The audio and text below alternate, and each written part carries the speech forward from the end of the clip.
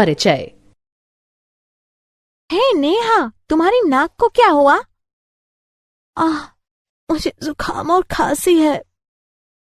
मुझे लगता है कि तुम अक्सर सामान्य जुकाम से पीड़ित हो जाती हो। हाँ, लगभग हर 2 महीने में जुकाम से पीड़ित किसी व्यक्ति की समीपता से मुझे तुरंत जुकाम हो जाता है। यदि तुम्हें इतनी आसानी से संक्रमण हो जाता है तो इसका अर्थ है कि तुम्हारी प्रतिरक्षी क्षमता बहुत कमजोर है। सच में? तो मुझे क्या करना चाहिए? तुम्हें ऐसा भोजन और दवाएं लेनी चाहिए जो संक्रमणों से सामना करने के लिए तुम्हारी प्रतिरक्षी क्षमता बढ़ाने में मदद करें। ठीक है। मैं तुम्हें समझाती हूं कि प्रतिरक्षी क्षमता क्या होती है और यह संक्रमणों से कैसे लड़ती है।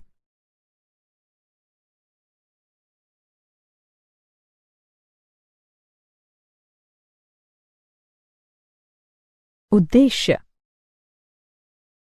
इस पाठ के अंत में आप निम्न करने में सक्षम हो जाएंगे। सहज प्रतिरक्षा के रोधों की पहचान करना, उपार्जित प्रतिरक्षा की अवधारणा को समझना, सक्रिय एवं निष्क्रिय प्रतिरक्षा के बीच अंतर को समझना, टीकाकरण एवं प्रतिरक्षणीकरण की अवधारणा को समझना, एलर्जी और स्वप्रतिरक्षा को समझना, मानव शरीर के प्रतिरक्षा तंत्र की पहचान करना।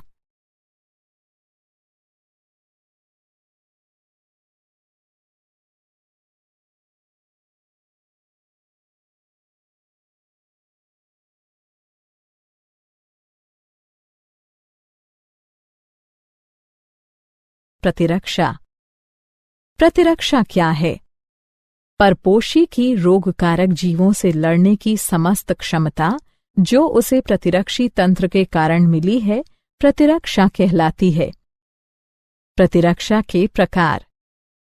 प्रतिरक्षा 2 प्रकार की होती है, सहज प्रतिरक्षा और उपार्जित प्रतिरक्षा।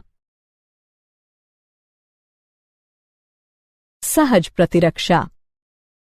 सहज प्रतिरक्षा वह प्रतिरक्षा होती है जो व्यक्ति की प्राकृतिक जैविक रचना के परिणाम स्वरूप प्राकृतिक रूप से उत्पन्न होती है। सहज प्रतिरक्षा हमारे शरीर में बाह्य कारकों के प्रवेश के सामने विभिन्न अवरोध खड़े करने से हासिल होती है। यह रोध इस प्रकार है: शारीरिक रोध, कार्यकीय रोध, कोशिकीय रोध, साइटोकाइन रोध। शारीरिक रोध यानी फिजिकल बैरियर। इसके अंतर्गत त्वचा तथा श्वसन, जठरांत्र तथा जनन मूत्र को आस्तरित करने वाली एपिथेलियम का श्लेष्मा आलेप यानी म्यूकस कोटिंग सम्मिलित हैं। कायिकीय रोध यानी फिजियोलॉजिकल बैरियर। इसके अंतर्गत निम्न आते हैं: आमाशय में अम्ल, लार, आंसू। कोशिकीय रोध सेल्युलर बैरियर। इसके अंतर्गत निम्न आते हैं: श्वेताणु, लिम्फोसाइट्स, बृहत भक्षकाणु यानी मैक्रोफेजेस। साइटोकाइन रोध। इसके अंतर्गत इंटरफेरॉन सम्मिलित हैं जो कि असंक्रमित कोशिकाओं को और आगे विषाणु संक्रमण से बचाती हैं।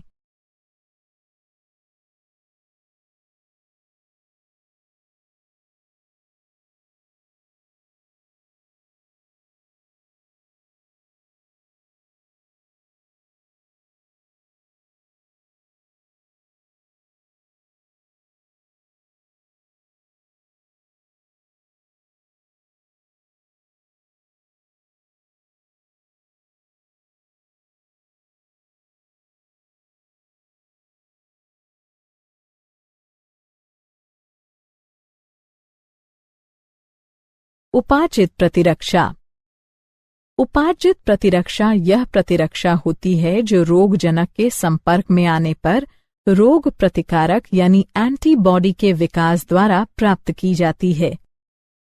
जब हमारे शरीर का पहली बार किसी रोगजनक से सामना होता है तो एक निम्न तीव्रता की प्राथमिक अनुक्रिया होती है। हालांकि बाद में उसी रोगजनक से सामना होने पर बहुत ही उच्च तीव्रता की अनुक्रिया होती है। यह अनुक्रियाएं विशेष प्रकार के लसिकाणुओं की सहायता से की जाती हैं। बी लसिकाणु, टी लसिकाणु, बी लसिकाणु ये रोगजनकों से लड़ने के लिए रक्त में प्रतिरक्षी यानी एंटीबॉडीज नामक प्रोटीन का निर्माण करती हैं। टी लसिकाणु, टी लसिकाणु प्रतिरक्षियों यानी एंटीबॉडीज के निर्माण में बी लसिकाणु की सहायता करती हैं।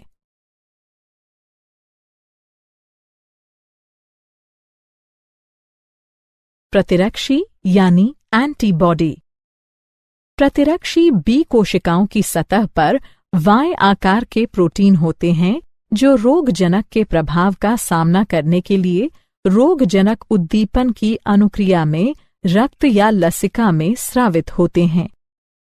हमारे शरीर में विभिन्न प्रकार के प्रतिरक्षी होते हैं जैसे IgA, IgM, IgE, IgG इत्यादि। प्रतिरक्षी की संरचना।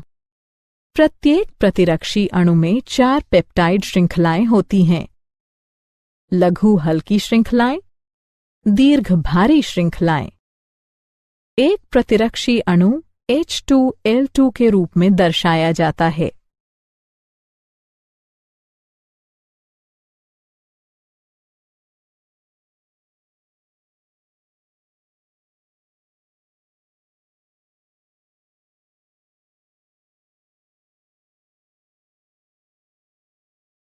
प्रतिरक्षी अनुक्रियाओं के प्रकार। हमारे शरीर में 2 प्रकार की प्रतिरक्षा अनुक्रियाएं होती हैं। तरल प्रतिरक्षा अनुक्रिया। यह प्रतिरक्षा अनुक्रिया बी कोशिकाओं के द्वारा रक्त में प्रतिरक्षी के उत्पादन के द्वारा माध्यित की जाती है। कोशिका माध्यित प्रतिरक्षा अनुक्रिया। इस प्रकार की अनुक्रिया श्वेताणुओं, प्राकृतिक भक्षक कोशिकाओं, टी लसिकाणुओं और साइटोकाइन्स के सक्रियण द्वारा उत्पन्न की जाती है। इस प्रकार की अनुक्रिया टी लसिकाणुओं द्वारा माध्यित की जाती है।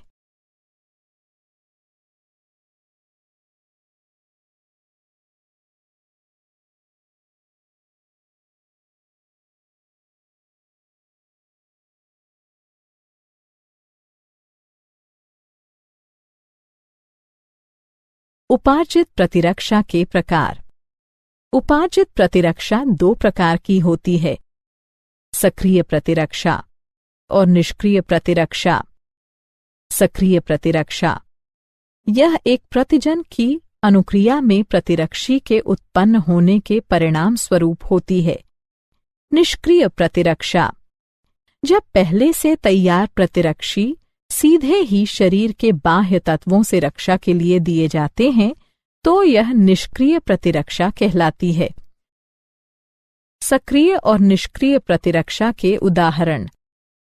सक्रिय और निष्क्रिय प्रतिरक्षा को प्राकृतिक या कृत्रिम रूप में अर्जित किया जा सकता है।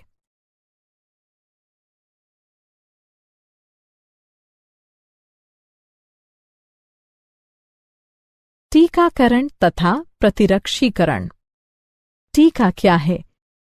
टीकाकरण दुर्बलीकृत या निष्क्रिय रोगजनक या रोगजनकों की संरचना के एक भाग का मिश्रण है जो रोगजनकों के विरुद्ध प्रतिरक्षी के उत्पादन को प्रेरित करता है, लेकिन गंभीर संक्रमण उत्पन्न करने में यह असमर्थ रहता है। टीकाकरण किसी विशिष्ट बीमारी को पुनः होने से रोकने के लिए टीका लगाना टीकाकरण कहलाता है। प्रतिरक्षीकरण प्रतिरक्षीकरण टीकों के प्रयोग के द्वारा प्रतिरक्षा प्रणाली को प्रेरित करके संवेदनशील मरीज को संचारी रोग से सुरक्षित करने की एक प्रक्रिया है। टीकाकरण तथा प्रतिरक्षीकरण। टीकाकरण और प्रतिरक्षीकरण की प्रक्रिया में निम्न चरण सम्मिलित होते हैं। रोगजनक या निष्क्रियत या दुर्बलीकृत रोगजनक के प्रतिजनी प्रोटीनों के विरचन को शरीर में प्रवेश कराया जाता है।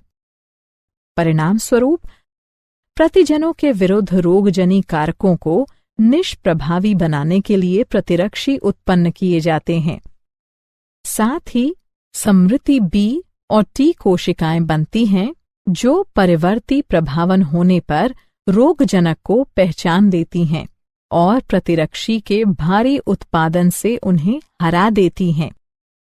इस प्रकार प्रतिरक्षा प्रणाली की स्मृति शरीर की किसी भी प्रकार के संक्रमण से रक्षा करती है।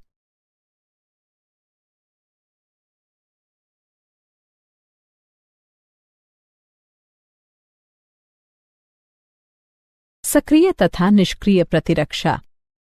सक्रिय प्रतिरक्षा किसी प्रतिजन की उपस्थिति या किसी संक्रामक रोग के संपर्क में आने पर अनुक्रिया के रूप में प्रतिरक्षियों के विकास के परिणाम स्वरूप प्रतिरक्षीकरण, उदाहरण के लिए बीसीजी का टीका।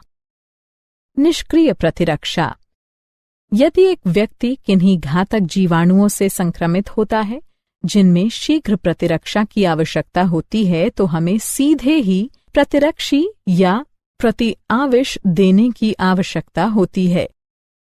इस प्रकार का प्रतिरक्षीकरण निष्क्रिय प्रतिरक्षण कहलाता है।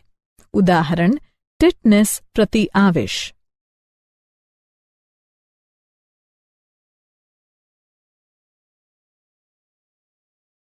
एलर्जी पर्यावरण में मौजूद कुछ प्रतिजनों के प्रति प्रतिरक्षा तंत्र की अंतर्रंजित अनुक्रिया एलर्जी कहलाती है।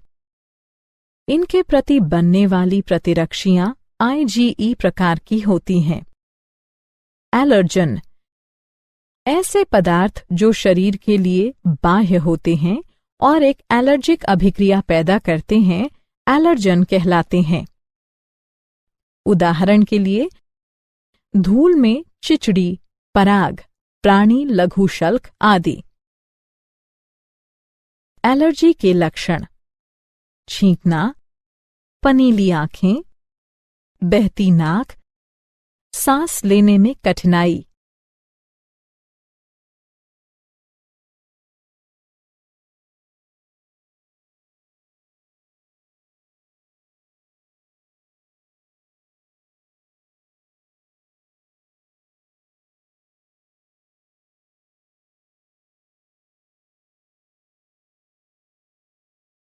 एलर्जी के कारण जब एक व्यक्ति किसी एलर्जन के संपर्क में आता है तो IgE प्रतिरक्षी बनते हैं जो स्वयं को मास्ट कोशिकाओं से जोड़ लेते हैं। ऐसी मास्ट कोशिकाएं एलर्जन के संपर्क में आने पर हिस्टामिन तथा सेरोटोनिन जैसे रसायन निर्मोचित करती हैं जिससे एलर्जी होती है। एलर्जी का उपचार एंटीहिस्टामिन, एड्रेनलिन और स्टेरॉइड्स जैसी दवाओं के उपयोग द्वारा एलर्जी के लक्षण कम किए जा सकते हैं।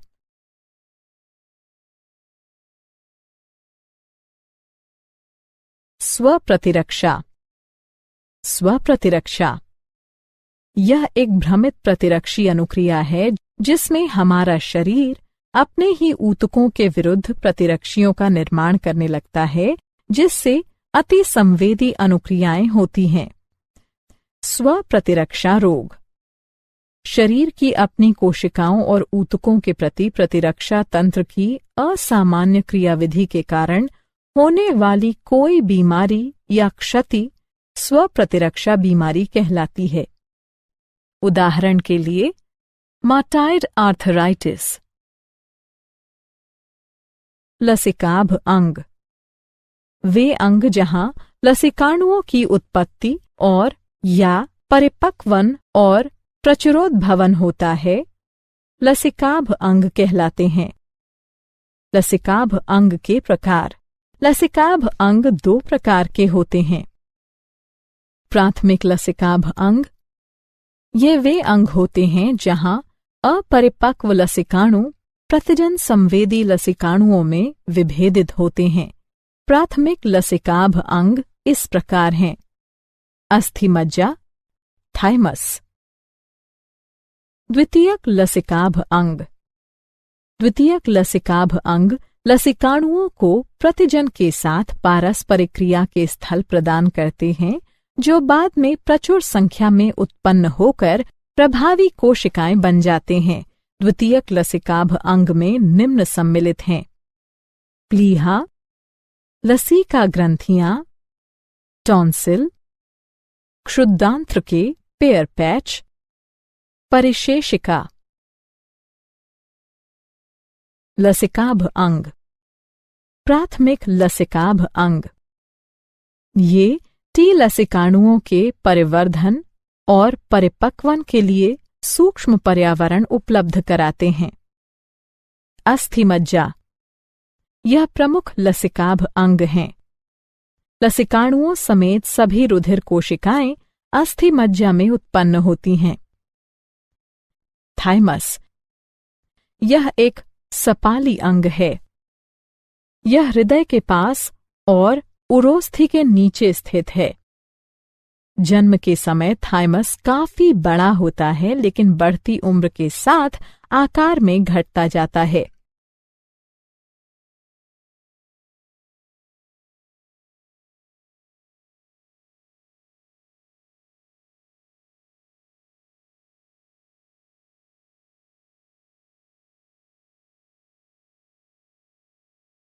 लसिकाभ अंग।